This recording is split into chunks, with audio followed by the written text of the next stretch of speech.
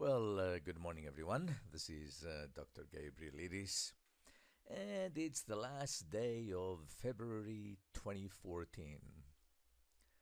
Today, I thought I'd talk about something new and shocking. The fact that neuroscience has finally proven that the proverbial 99.99% of humanity are zombies. Okay, now, my friends, stay with me. This is not way out stuff, backed by neuroscience, as you'll see as we go along. See, this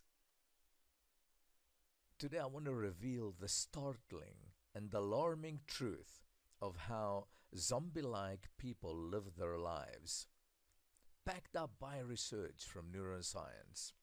Okay, I want to also show you how we can be liberated from this horrifying bondage. Now, the Merriam-Webster dictionary online and the dictionary reference online uh, show the following salient points regarding the meaning of zombie. And I quote, a person held to resemble the so-called walking dead, especially an automaton, a robot.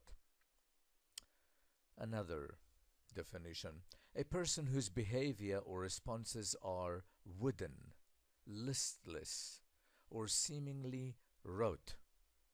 Once again, like a robot or an automaton. Another and last definition, a person who is or appears to be lifeless, apathetic, or totally lacking in independent judgment. Now, this is not a frivolous talk, my friends. Well-known authors like Tor Nordstranders, in his book The User Illusion, have amply proven and written about this phenomenon. His books are replete with all the supporting scientific studies to corroborate his writings. Also, the movie What the Bleep Do We Know is also replete with information from scientists regarding this phenomenon. Now, the condition arises from birth and solidifies around 35 years of age, the zombie-like condition. I use, of course, a bit of poetic license here. Bear with me. As we go on, you will clearly see what I mean by this zombie-like condition. Basically, an individual has about 65,000 thoughts per day. Now, proverbially, don't hold me to these statistics, please. I speak proverbially. Proverbially, 99.99% of these thoughts are negative, and they become repetitive, and over time form the so-called personality, from the Latin persona, meaning masks or mask. Now, this personality covers the full gamut of issues, such as maybe low self-esteem, guilt, anger, rage, selfishness, sadness, grief, depression, diseases, addictions, etc., etc., ad infinitum. All human negativities are encompassed by this process. The personality then manufactures the reality of the individual.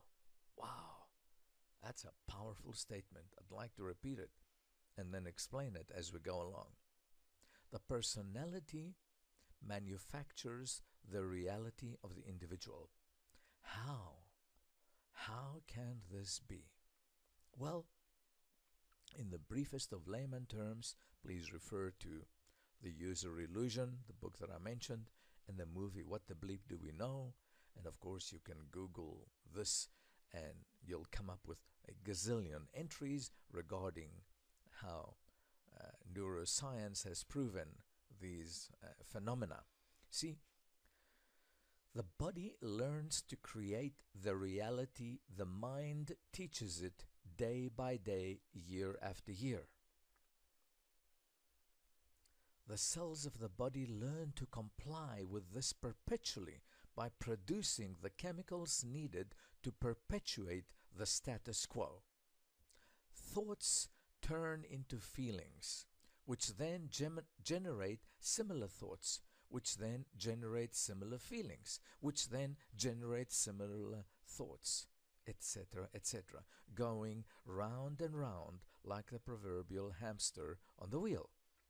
Incredibly, it turns out that the average individual becomes as dependent on these chemicals as a drug addict is to his daily fix. So, to clarify, the totality of an individual's life becomes a habitual addiction to these unconscious and repetitive thoughts.